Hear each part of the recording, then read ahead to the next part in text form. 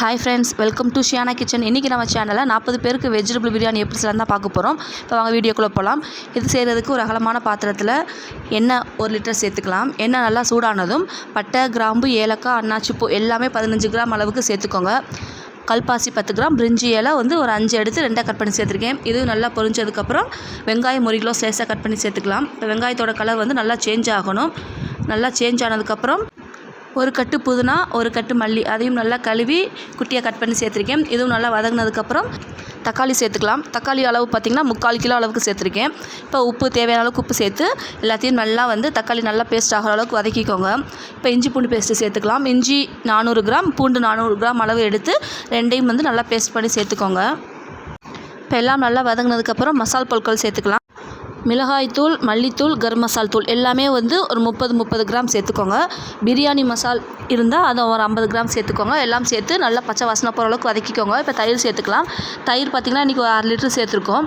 அதையும் சேர்த்து நல்லா மிக்ஸ் பண்ணிக்கோங்க. இப்போ காய்கறி சேர்த்துக்கலாம். கேரட், பீன்ஸ், உருளைக்கிழங்கு, பட்டாணி இந்த 4 பொருட்களுமே 1/2 கிலோ சேர்த்துருக்கோம். பட்டாணி வேக வச்சு எடுத்துக்கணும்.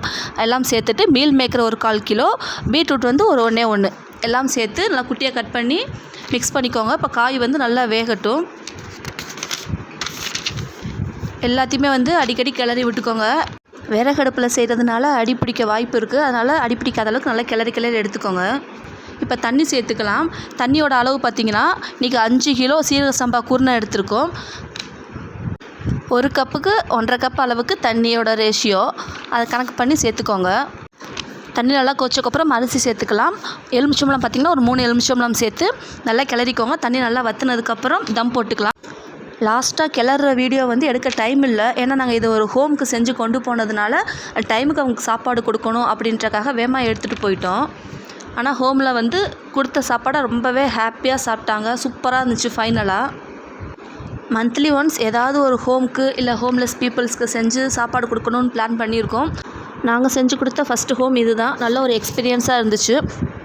சிக்கன் பிரியாணி, மட்டன் பிரியாணி எது செஞ்சாலும் இதுதான் அளவு. ஃபைனலாக சூப்பராக இருந்துச்சு. இந்த வீடியோ பிடிச்சா மறக்காமல் ஷேர் பண்ணுங்கள், லைக் பண்ணுங்கள். நம்ம சேனலை சப்ஸ்கிரைப் பண்ணிக்கோங்க. நாளைக்கு இன்னொரு வீடியோட சந்திக்கிறேன். டாட்டா.